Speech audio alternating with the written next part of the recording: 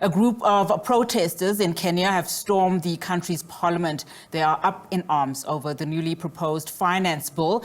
The East African country has been facing massive protests since they sought to introduce the measures. SABC News reporter Khayelihle Khumalo joins me now in studio. Khayelihle, thank you so much for your time.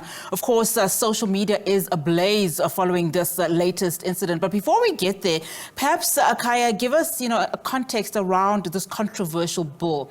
I mean, what are we looking at here? Well, obviously, this is one of the key interventions by the administration of President Ruto to try and deal with the country's debt issue. As you know, that quite a number of economies in sub-Saharan Africa, in many other parts of the world, with COVID-19, also the currencies depreciating, as we've seen in Kenya, but also the drought as well. So this has been one of the measures that has been put in place by President Ruto in really just dealing with this huge problem facing Kenya. But very horrific scenes, Unati, that you've seen where a very important institution, the country's parliament, has been stormed. But also, apart from that, we do know that these protests started on Tuesday, where also young Kenyans have been leading these protests because they are very concerned about the state of affairs, the high cost of living, but also generally the situation that is not really tenable for so many Kenyans, where the opportunities are shrinking. So the Kenyan government has tried to make some concessions where they try to remove some of these proposed taxes, for example, on basic commodities like bread and cooking oil. But seemingly that has not really appeased the demonstrators. And I mean, a lot of, some of the commentary that you're seeing, just the basic and much needed foodstuffs and also other items like toilet, sanitary pads and so on being highly taxed. I mean, this is speaking directly to the bottom line of the people. I'm seeing, of course, a lot of commentary and reaction, Bobby Wine also being one of them, but, apparently former president of the USA, Obama's half-sister, also amongst that. So we're seeing high-profile people, taking a stand here. Human Rights Watch also monitoring developments there, concerned, of course, at what is happening.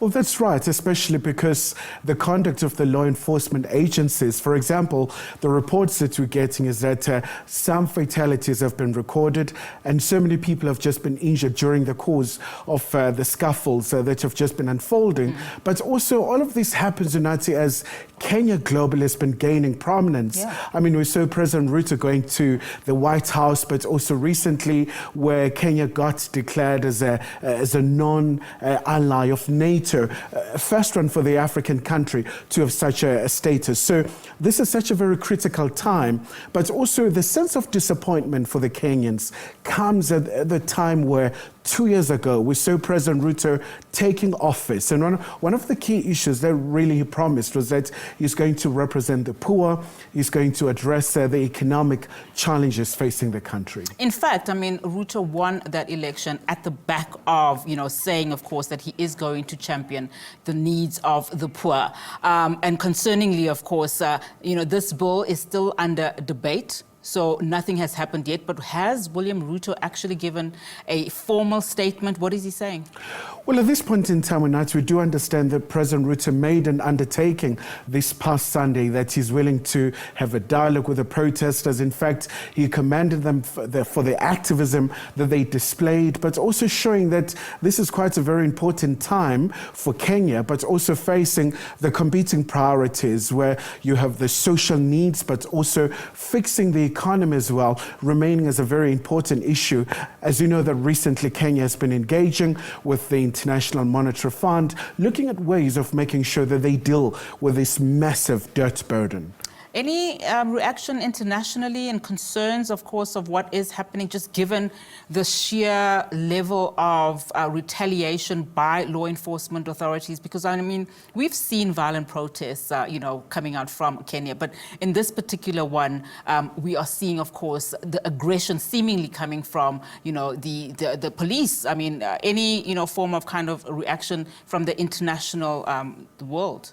Well, so far, Nat, it's only just the human rights organizations organizations, your Amnesty International, and of course the Kenyan Human Rights Commission, who have raised concern about seemingly the heavy-handedness from the side of the law enforcement agencies, but also calling for calm, really just calling for the citizens to find a way to engage with the authorities. But also something that is quite important in this regard is that this was supposed to be a very peaceful protest. As we know, that it's happening right in Nairobi. That's where the epicenter appears to be, but also other cities as well, from Lake Victoria to Kisumu and Mombasa and many other areas as well. So there has been reports of these protests, but also what is concerning in this regard is that it's really just escalating away just from a cost of living issue.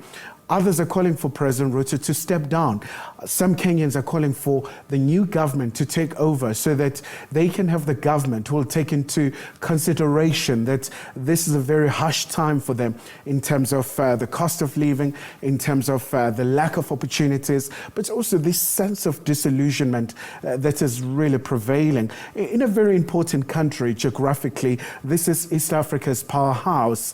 So by all accounts, this is really concerning what is unfolding. And in fact, Parliament has approved the finance bill, moving it through a third reading by lawmakers. The next step then is for the legislation to be sent to the president for signing. Of course, crucial moments there for Kenya. But thank you so much, Khayelihle, for giving us that context. Khayelihle Khumalo there for us, of course, as we continue to monitor what is happening in Kenya.